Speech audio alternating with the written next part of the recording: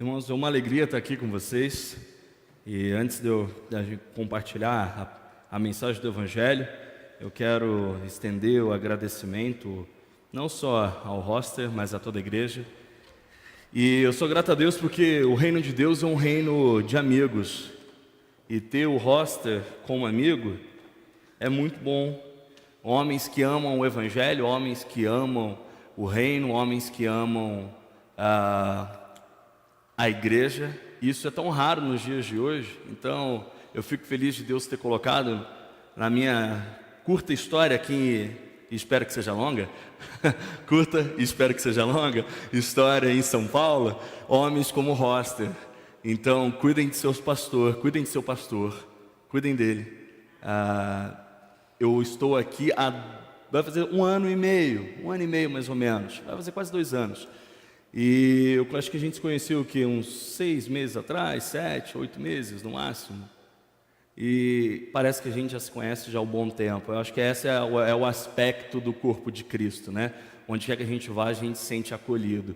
E graças a Deus, porque Deus colocou homens como ele na minha vida. E espero que eu encontre mais homens como ele ao longo da história. Meu sotaque é assim, meio um pouco misturado, né? Mas eu, na verdade, eu nasci aqui.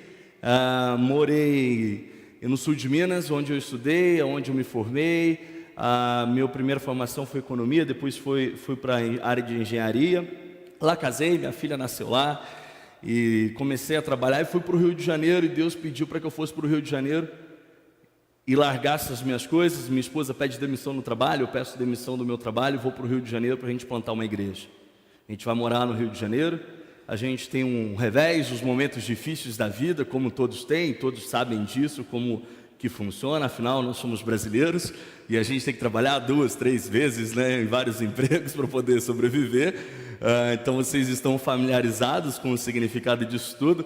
E lá nós fomos recomeçar nossa vida.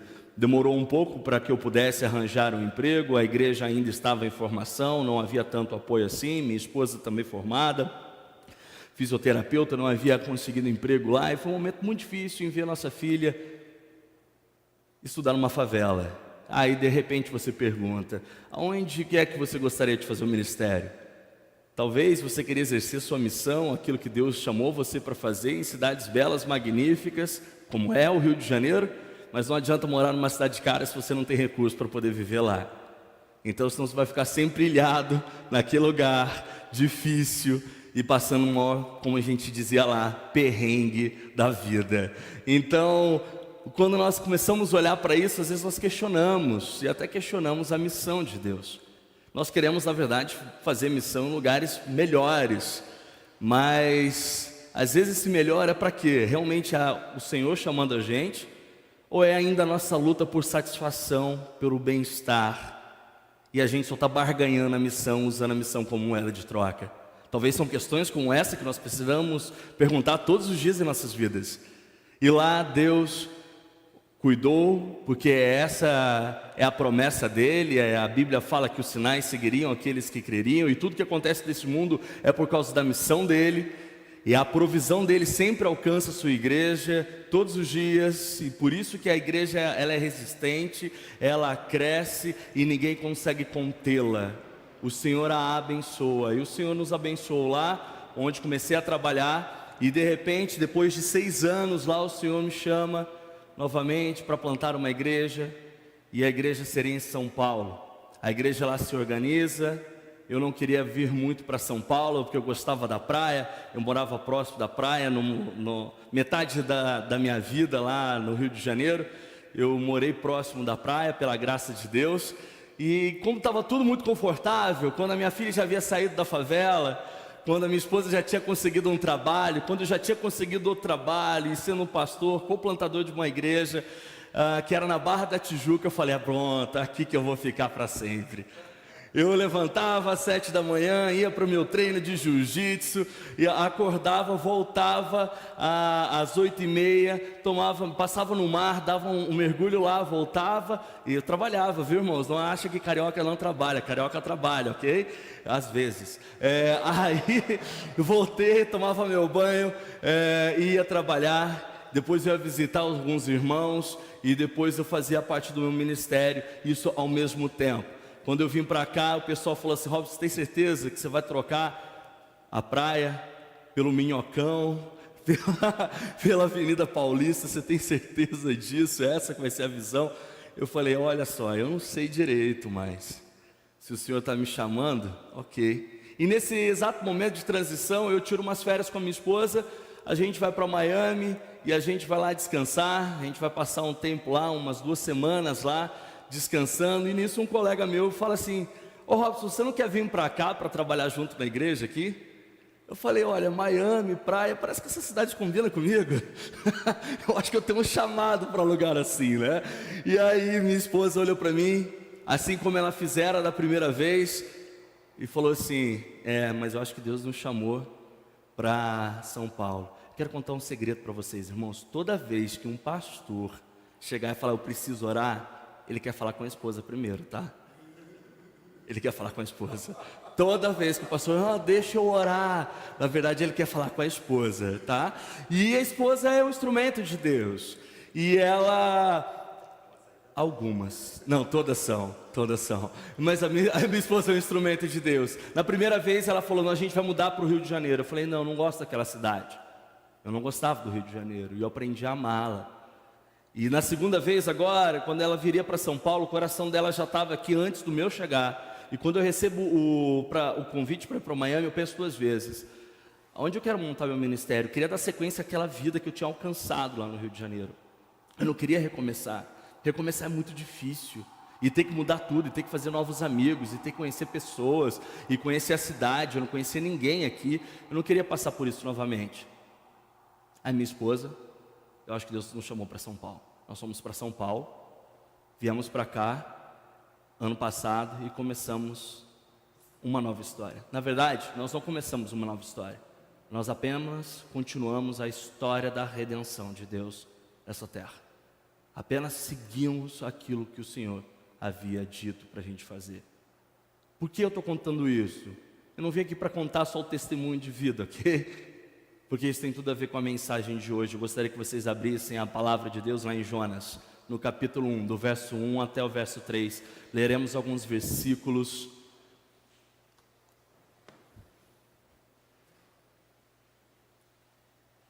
E refletiremos sobre a palavra de Deus. Jonas capítulo 1, o verso 1 até o verso 3. A palavra do Senhor veio a Jonas, filho de Amitai, dizendo: levanta-te, vai a Nínive, aquela grande cidade, e clama contra ela, pois a sua maldade subiu diante de mim. Mas Jonas se levantou para fugir para Tarsis, longe da presença do Senhor, e desceu a Jope, onde encontrou um navio que ia para Tarsis. Pagou, pois, a sua passagem e desceu para dentro dele para ir com eles para Tarsis, longe da presença do Senhor. Feche seus olhos, oremos. Pai, peço que a Tua graça possa tocar os nossos corações a partir daquele que está sendo usado neste momento, Senhor. Teu vaso humilde, em que aqui nada tenho, Senhor, senão a minha dependência de Ti, exclusiva por causa da Tua obra em mim. Nem mesmo isso eu consigo fazer se não for então a ação poderosa do Teu Santo Espírito em minha vida. Então eu peço, além disso, Senhor, que o Senhor também abra o coração dos ouvintes aqui, não só daqueles que estão aqui presentes, mas aqueles que nos ouvem também pelas mídias sociais, pela internet. Peço que o Senhor toque os corações, que o Senhor possa trazer transformação, e não só ao ouvi-lo, Senhor, a Tua palavra, que eles possam entender, mas que eles também possam acatá-la e colocá-la em prática para a glória do Seu nome. É no nome do Teu Filho amado Jesus Cristo que eu oro e dizemos todos amém.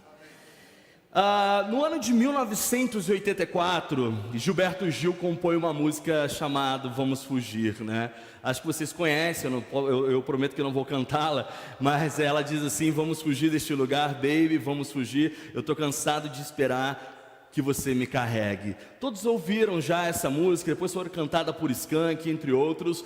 E se vocês prestarem atenção nessa letra, ela conta a história de alguém que está cansado, que queria fugir daquele lugar. E ele está tão cansado que ele já não aguenta mais esperar. Ele está tão cansado que a esperança já não existe mais.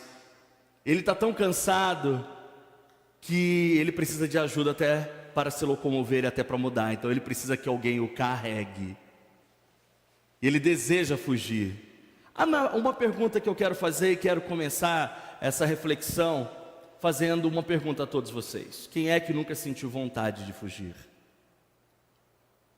Quem é que nunca sentiu vontade de fugir, de mudar para algum lugar? Quem é que nunca sentiu cansado?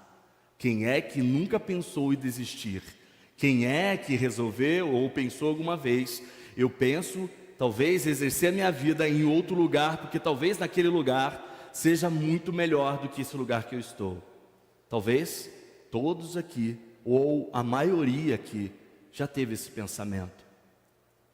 Que vontade de fugir. E às vezes essa fuga nossa tem a ver com frustrações.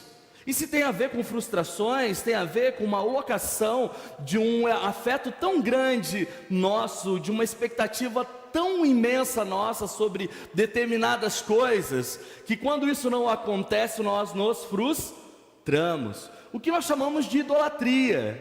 Na verdade, o que os ídolos fazem, os ídolos só fazem uma coisa, que é frustrar você.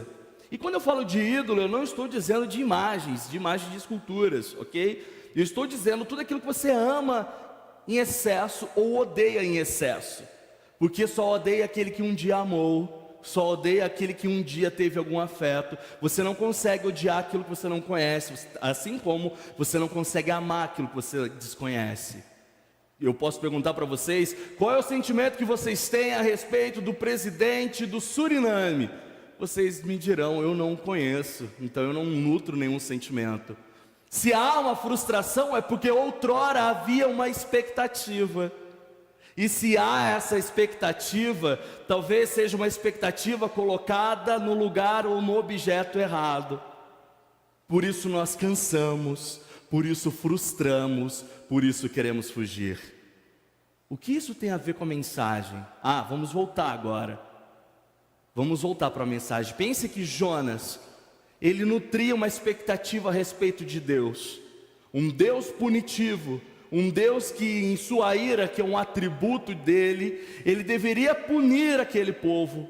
E Jonas sabia no fundo de seu coração que se ele proclamasse a verdade, poderia haver arrependimento.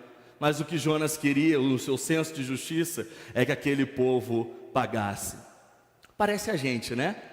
Quando a gente erra, a gente pede graça. Quando o outro erra, a gente pede justiça. Não é assim que funciona? Às vezes a gente fala, Deus, graça pra gente, mas aquele pesa a mão fulano de tal. Mas pra gente pega leve, Senhor. E às vezes a gente esquece essas coisas. E de repente agora Jonas, ele se sente frustrado, porque ele havia nutrido uma expectativa a respeito de um Deus que não era talvez o Deus que Deus é de verdade. Aquilo que Jonas construíra na sua história religiosa, de ser um bom profeta, e você vai ver isso em Reis, dizendo sobre ele, e de repente agora ele vai falar no capítulo 2, que havia ídolos no seu coração, que havia ídolos. Ele não estava falando do povo que ele encontraria no barco, mas ele estava falando de si mesmo. E quando os ídolos nos frustram, nós ficamos acuados e queremos fugir. Olhem para o verso 1 agora comigo. Verso 1, a palavra do Senhor veio a Jonas, filho de Amitai, com esta ordem. Agora parei mesmo, as pessoas acham que o livro de Jonas é um livro sobre um grande peixe que engole um profeta e depois cospe ele. Você vai perguntar, olha só, como é que esse peixe mágico engole um homem, e esse homem sobrevive dentro de um peixe? Seria uma baleia? Seria um peixe de verdade? O que seria? A Bíblia não é um livro sobre as formas no qual o Senhor utilizou para que a mensagem fosse pregada. A Bíblia é sobre Jesus Cristo. Este livro de Jonas é sobre Jesus. Esse livro de Jonas é a respeito da revelação do Senhor, não sobre um peixe que engole seres humanos. Talvez você pode pensar que esse poderia ser um absurdo, mas se você acredita realmente que Jesus ressuscitou no terceiro dia, você não terá dificuldade para acreditar que um homem fora engolido por uma baleia ou um peixe. Peixe ou baleia, não havia classificação taxonômica na época, não dava para saber se era baleia ou peixe. A palavra diz peixe, então nós acreditamos que seja um grande animal marinho, um peixe, ok? A diferença de peixe e baleia, tá? Baleia nós mamíferos, peixe não são, as respirações são diferentes, enfim. Então, eu quero que vocês olhem para o livro de Jonas como um livro que fala a respeito da graça divina, não a respeito de apenas desobediência e obediência. Em Romanos vai dizer que antes do pecado da obediência, da desobediência, há um pecado que chama idolatria. Então, quando nós começamos a olhar Deus falando com Jonas, pedindo para que ele fosse pregar o evangelho, dar essa ordem para ele, é para que Jonas pudesse locomover, sair do seu estado de que ele estava para ir para uma outra cidade e cumprir a missão, num lugar onde ele não gostava. Se vocês olharem comigo nesse mapa, talvez aqui na minha direita, na sua esquerda, não sei se já está projetado ali, não?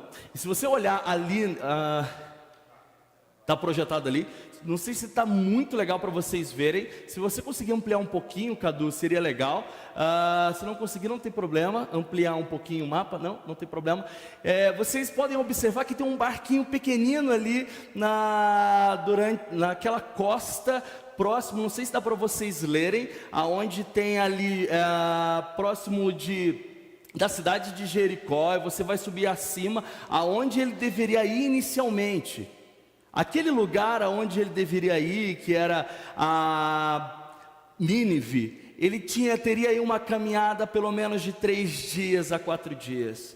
A sua desobediência fez tomar um percurso tão grande que ele demoraria 3 mil quilômetros. Ele tomaria para poder chegar no sul da Espanha, próximo de Málaga, que é a cidade chamada Jope. Ele quer fugir, Tarsis. Ele quer fugir para Tarsis, porque ele fica tão frustrado com aquilo que Deus pedir a ele, que ele prefere sofrer as consequências de uma navegação terrível por mar revolto, onde ninguém havia ainda tido o costume de viajar, senão o pessoal de Jope, que tinha costume de fazer negócios em Tarsis. E ele resolve arriscar a vida por causa de uma expectativa frustrada. Isso tem a ver com a música de Gilberto Gil que a gente iniciou, não é? Vamos fugir deste lugar. A primeira reação que Jonas faz quando ele recebe uma ordem, ao invés dele locomover e ir para uma cidade aonde deveria pregar, ele resolve fugir. Irmãos, quando chega uma ordem de Deus à sua vida, algum pedido de Deus em sua vida, qual é a sua primeira reação? Agora pense, e quando isso contraria todas as suas expectativas? E quando isso contraria, o que te resta? Quando você, de repente, tem que mudar para uma cidade, quando de repente você agora tem que trabalhar em alguma área, de repente você precisa pedir demissão do seu emprego, de repente você precisa largar alguma coisa, de repente você precisa ir para um outro lado na sua vida. Existe diferença entre resiliência e teimosia. Resiliência é o fato da gente insistir, que é muito bom, perseverança, ok? E teimosia, às vezes Deus está falando, não, mas eu sou resiliente, eu sou uma pessoa perseverante. Às vezes Deus está dizendo, rapaz, você é meio teimoso, não é muito perseverante não. E a gente precisa do Santo Espírito de Deus para a gente tomar essas sábias decisões. Só que agora, Jonas, ele vai ouvir o seu próprio coração. Ele vai ouvir o seu próprio coração e o coração machucado. Ele tomou uma decisão errada e ruim. No verso 2, Deus diz a ele assim, vá depressa à grande cidade de Nínive e pregue contra ela, porque a sua maldade subiu à minha presença. 2 coisas importantes aqui nesse verso, que é interessante a gente explorar. Primeiro, enorme. A cidade, Deus deixa claro que era uma cidade enorme. Jonas demorou 3 dias para andar de um lado a outro nessa cidade. Os historiadores diziam que haviam paredes que circundavam ela, que cabiam até uma carroça com cavalos lá. Era uma cidade extremamente enorme. Segundo, também Deus fala que a sua perversidade, a sua maldade chega até ele, porque ele começa a falar de um povo que tinha uma cultura bárbara. Sabe o que eles faziam, por exemplo?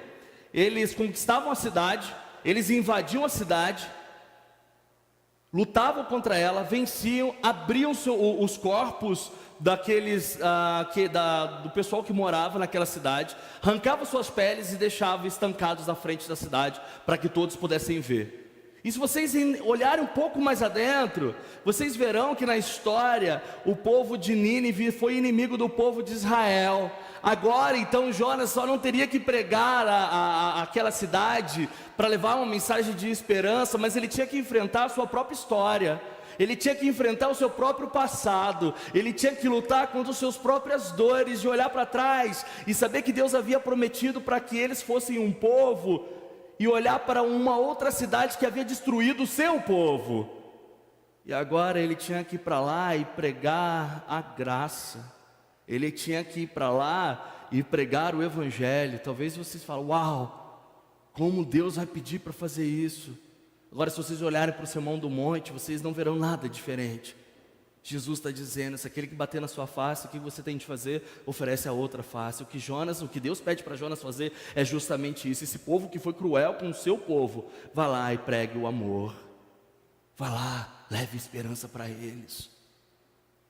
Vá lá.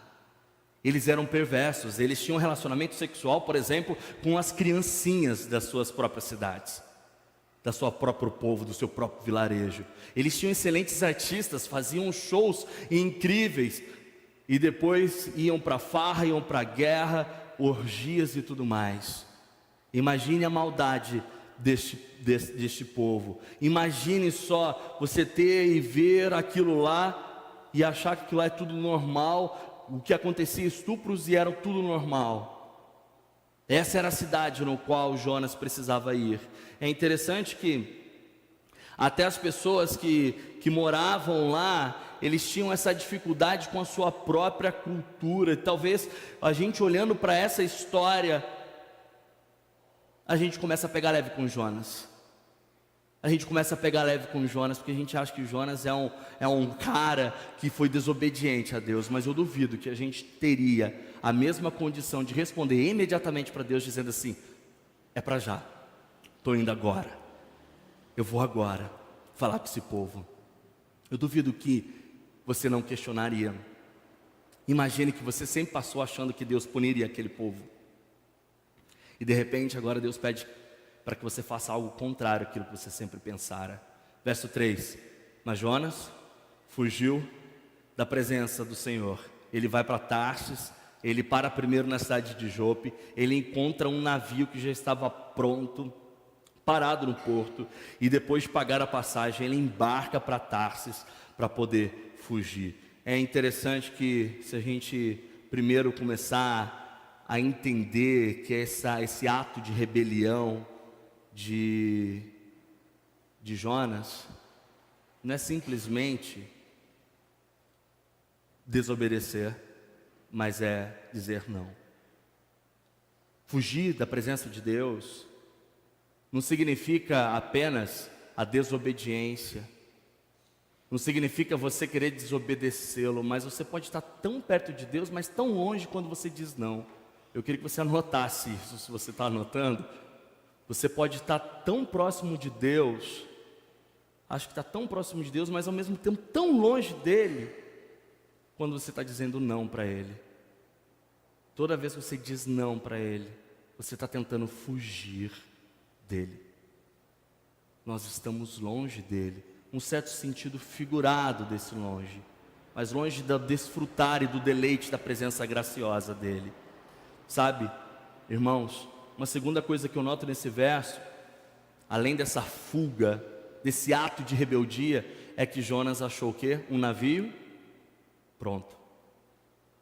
Havia um navio pronto. Você já percebeu que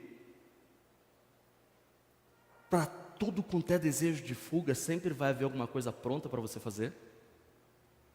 Exemplo, culto de conexão, às 8 horas da noite. Sempre vai haver um trânsito para impedir você, ou um cansaço. Escola Bíblica Dominical, às 9? Isso? 9h30. 9h30? 9h30. Você programa 9h30 da manhã e você de repente pensa, acho que eu não vou não. Já tem o sono lá esperando você. Já está a cama quente lá dizendo, não, não vai. O que eu quero dizer é que para qualquer coisa na sua vida que você deseja não fazer, sempre haverá um navio pronto para você tomar. Sempre haverá um navio te esperando. Satanás, ele é excelente em construir navios, para que você embarque nele e acha que você está fugindo de Deus. E é inconsciente.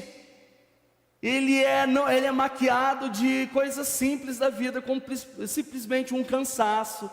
Ele é maquiado em coisas simples da vida, principalmente quando a gente começa a olhar para os atributos de Deus e começa a questioná-lo, porque a gente é demais religioso, e a gente é um baita de um orgulhoso espiritual, e a gente estuda toda a teologia para poder instrumentalizar Deus, para poder dominá-lo, e colocá-lo dentro de uma caixinha, como dizia Thomas Merton, e começa agora a dizer para Deus que ele tem que agir assim, assim, assim, assado, e quando de repente Deus muda, mas não porque Ele muda, porque Ele é imutável, mas porque nós somos simplesmente insignificantes, e não conseguimos compreender a magnitude de quem Ele é, por mais que a gente sistematize-o totalmente, mas quando de repente Ele frustra tudo aquilo que a gente criara para tentar cercá-lo, nós nos decepcionamos e fugimos. E queremos procurar igrejas melhores, pessoas mais legais. E eu digo para você, sempre haverá um motivo para você fugir. Leia novamente comigo o verso 3. Olha só o que diz aí, eu não sei na versão da tua Bíblia, mas aqui na minha versão está dizendo que ele queria fugir de longe da presença do Senhor. Ele desce a Jope, ele encontra um navio já pronto. Ele paga a sua passagem, entra e eles partem. O navio estava pronto. Deixa-me dizer uma coisa. Talvez, eu quero dizer 5 pontos aqui para que nós concluamos essa parte da história. Primeiro, nós somos todos Jonas. Nós somos todos um tipo de Jonas. Todos nós somos um tipo de Jonas. O livro de Jonas mostra que eu e você somos verdadeiros pecadores e que a salvação só depende de Deus.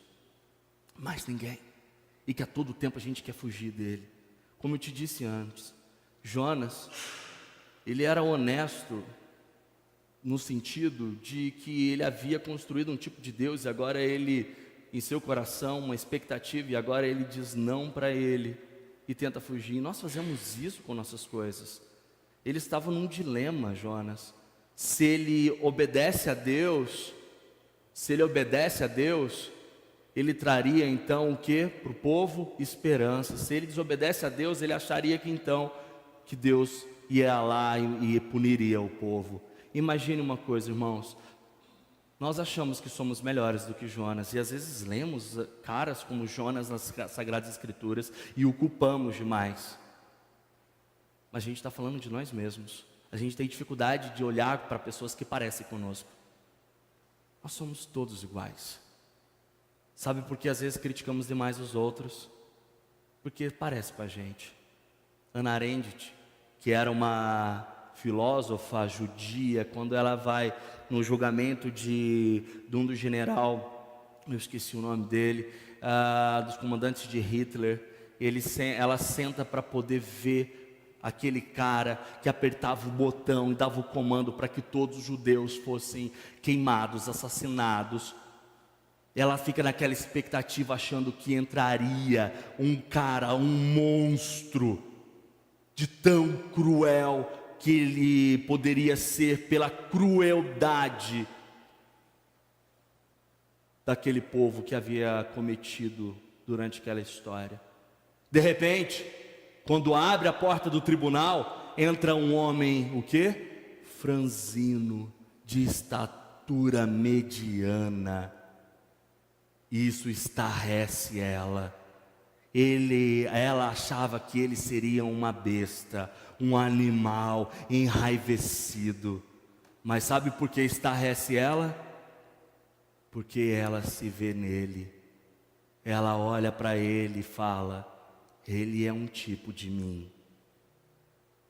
Se entendemos que somos pecadores, olhamos para Jonas e sabemos que Jonas é um tipo de nós.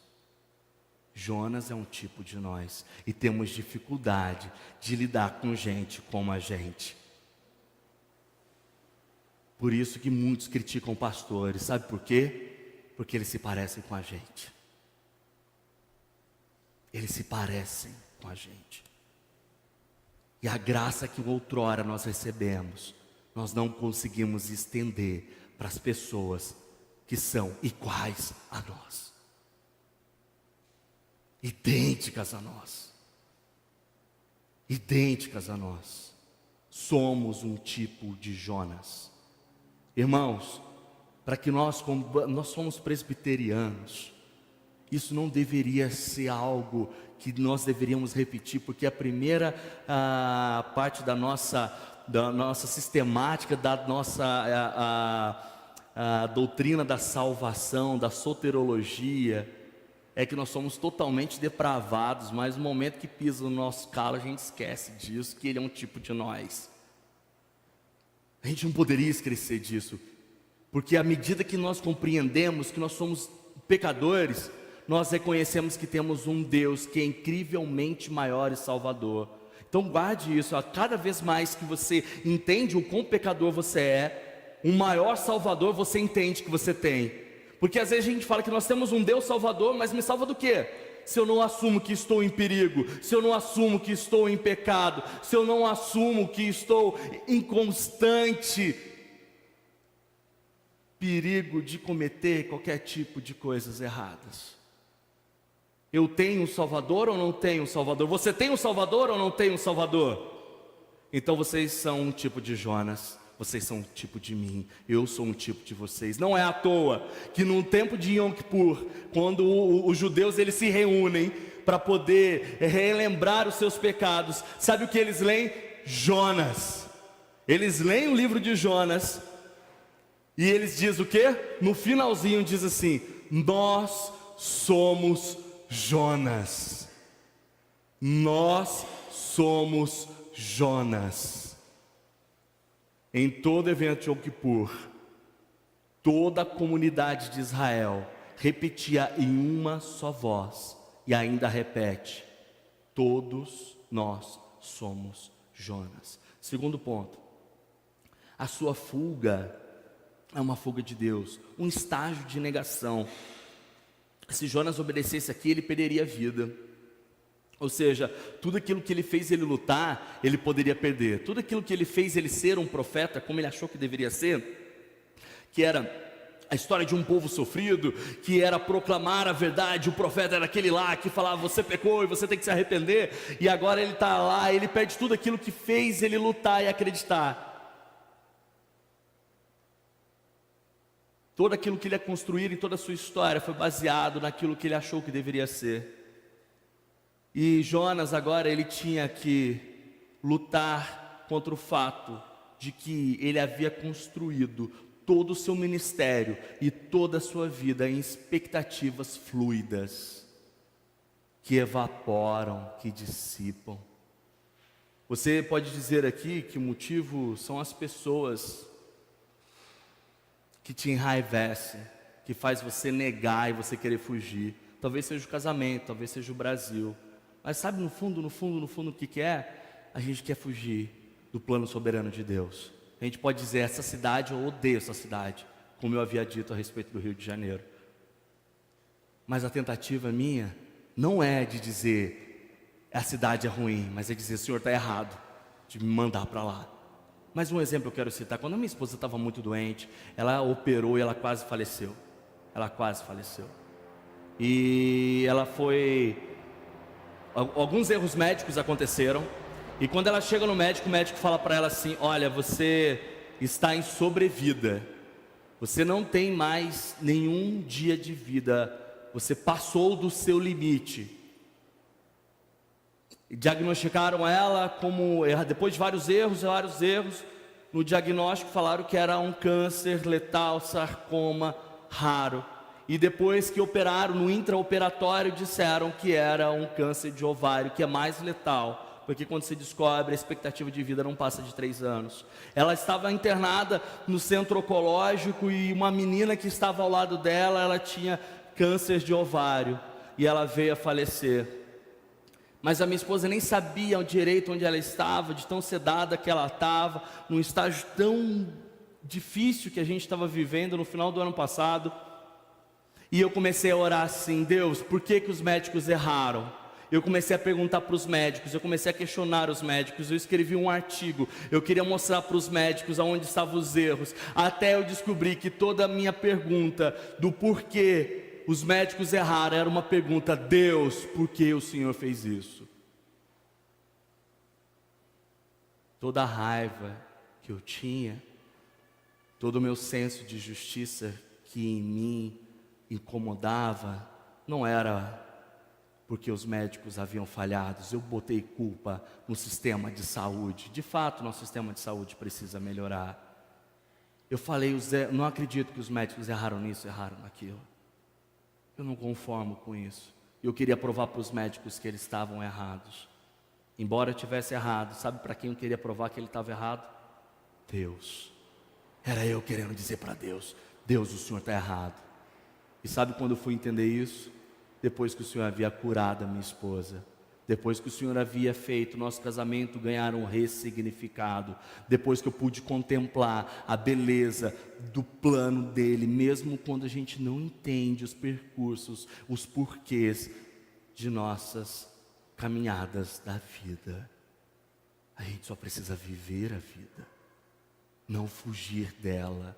Fugir dela é tentar fugir do autor dela. A gente só precisa viver.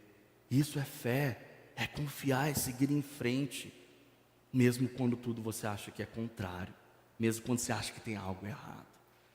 Sabe, irmãos, talvez você esteja num momento do relacionamento que não é agradável. Talvez você esteja num momento em que Deus chamou para você fazer algum tipo de sacrifício, seja ele de qual for, qual grandeza for, seja financeiro, seja de trabalho, seja qualquer outra coisa que mexe com você. Talvez seja um pecado que precisa confessar, talvez seja um perdão a ser concedido, talvez seja alguma coisa do seu tempo que você precisa dedicar, talvez você esteja pronto para desistir e Deus está pedindo para você perseverar. Eu só queria que você analisasse por que vocês estão fugindo, porque esse estágio de negação ainda continua. Terceiro ponto: a obediência é muito melhor que o sacrifício. A gente sabe, a Bíblia diz isso. E ouvir é acatar e ser confrontado. Existe uma diferença entre obediência no Evangelho e obediência no legalismo. A obediência no Evangelho é você sente prazer de obedecer, mesmo que o prazer seja durante a caminhada. A obediência no legalismo, você sempre espera alguma coisa depois que você age, depois que você obedece. Deus exige obediência, mas uma obediência que ainda você pode rir durante a caminhada, onde você pode se sentir leve e alegre, mas não querer resmungando: tá bom, já que eu tenho que fazer isso, né, Deus? Então eu vou fazer, esperando que o Senhor vai me dar alguma coisa lá depois, né? Isso é uma obediência religiosa. O que o Senhor requer de você é uma obediência centrada no Evangelho. E sabe de uma coisa? Você não precisa ficar fazendo para ganhar nada. Você não precisa ficar fazendo para ganhar. Cristo, ele veio e cumpriu a lei no seu lugar, te substituiu, para que você pudesse obedecer com o coração cheio de gratidão, porque na cruz do Calvário ele trouxe tudo aquilo que você necessitaria, para que você pudesse viver em obediência na missão dele. Cuidado, quarto, com as justificativas. Justificativa vai te levar a viver uma vida com uma pessoa muito chata, sempre intransigente, sempre tentando achar motivo. Porque para cada justificativa que você der, sempre haverá uma razão. qualquer justificativa, qualquer desejo de fuga, sempre terá um barco pronto.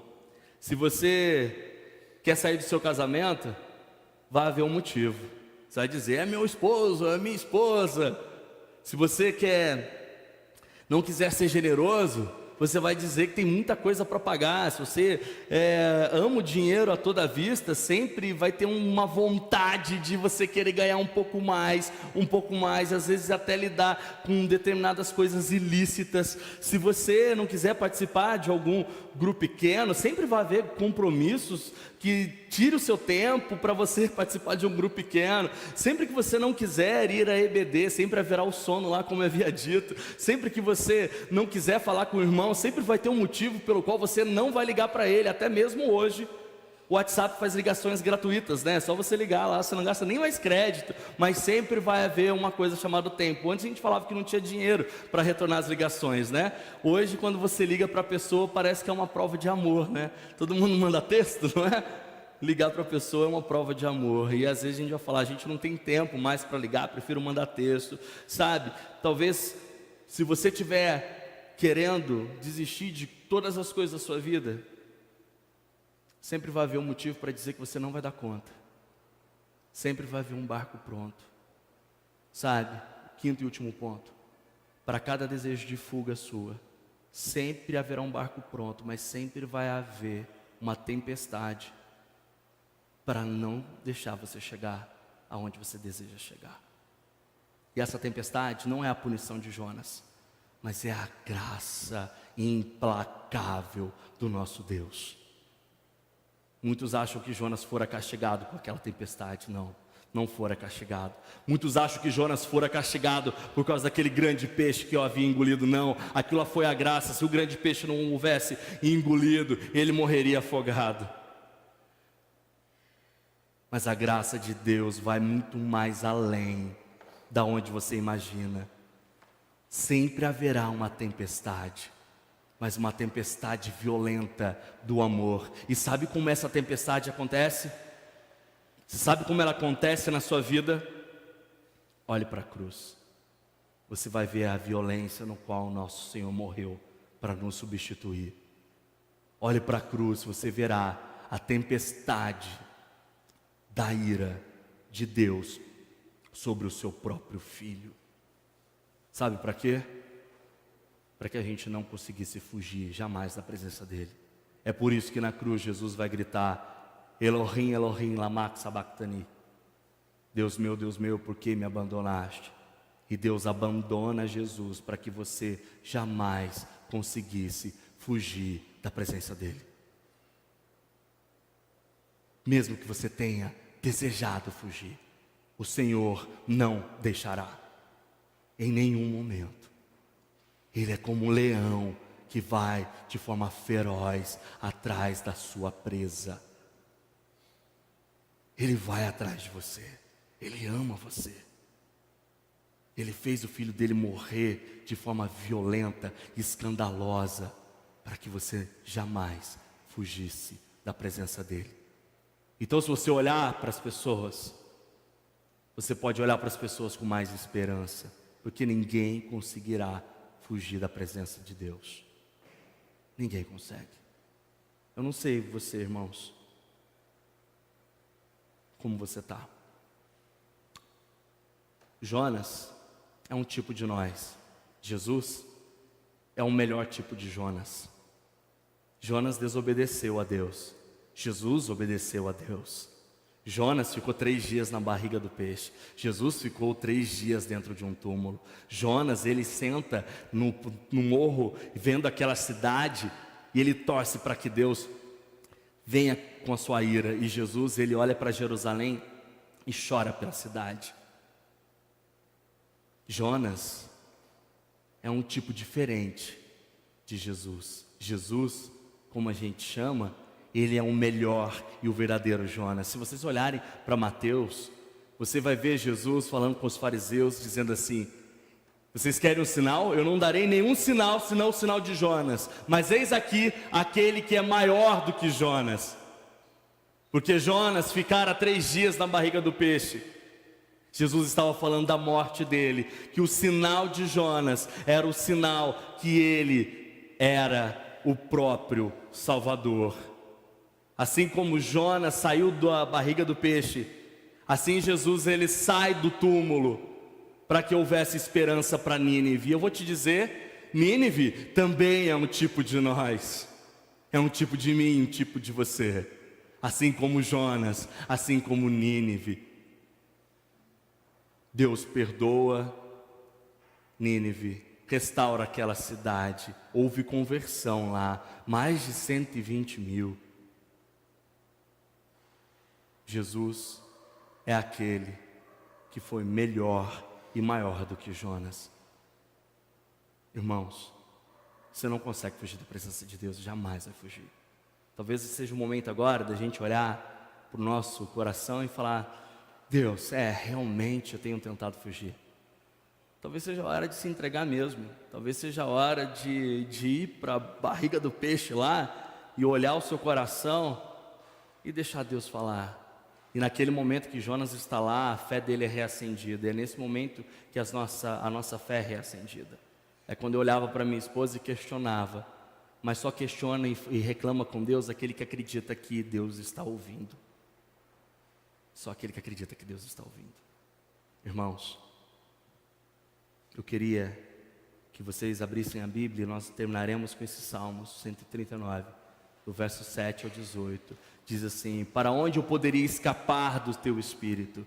Para onde eu poderia fugir da tua presença? Se eu subir aos céus, lá está. Se eu fizer a minha cama na sepultura, também lá está. Se eu subir com as asas da alvorada e morar na extremidade do mar, mesmo ali a tua mão direita me guiará. Mesmo que eu dissesse que as trevas me encobrirão, que a luz se tornará à noite no meu arredor, verei que nem as trevas são escuras para ti. A noite brilhará como o dia, pois para ti as trevas são luz. Tu criastes o íntimo do meu ser e me teceste no ventre da minha mãe. Eu te louvo porque me fizeste de modo especial e admirável. Tuas obras são maravilhosas, disso eu tenho plena certeza.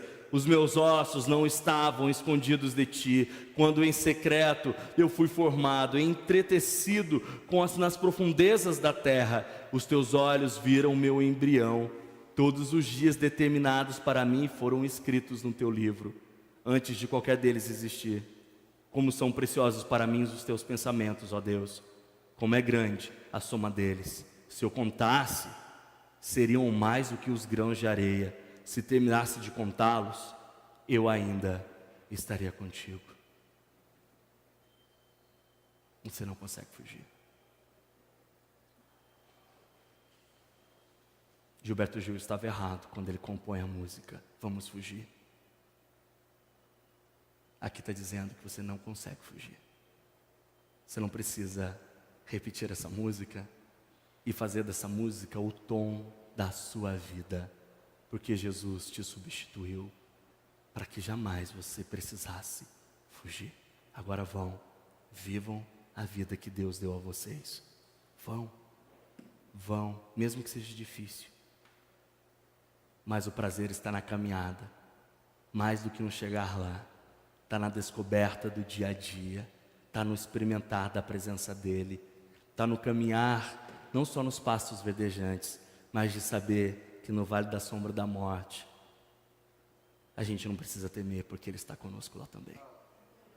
Eu quero orar por vocês. Pai, peço que o Senhor ajude os meus irmãos a compreenderem que a Tua graça alcançou Jonas e alcançou a gente, e que a gente não é diferente de Jonas. E é bem verdade que se nós aprofundarmos em refletir sobre o nosso coração, veremos que muitas coisas na vida temos vontade de fugir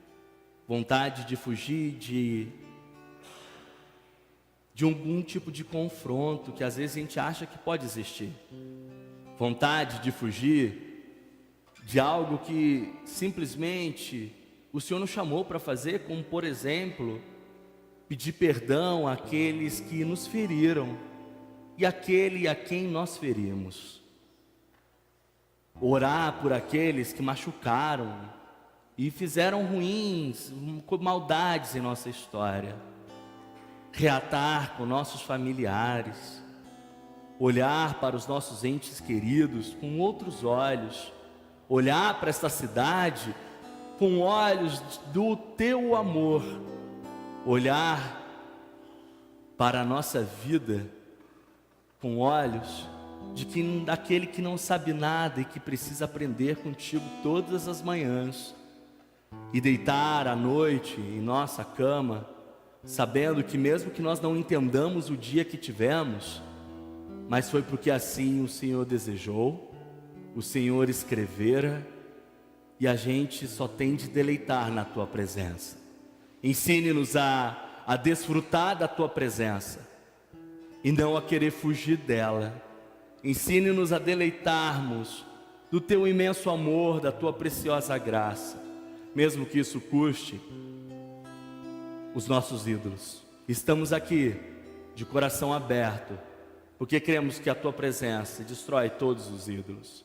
E peço que o Senhor ajude os meus irmãos a viverem assim, Deus, de coração aberto, de coração disposto, a ter de enfrentar, porque acreditam que o Teu Filho conquistou tudo aquilo que eles precisam, que o Teu Filho na cruz substituiu cada um deles, que eles não precisam pagar absolutamente nada, porque o Teu Filho na cruz pagou, e que a gratidão possa mover os pés. É o que eu te peço, no nome de Jesus. Dizemos todos amém.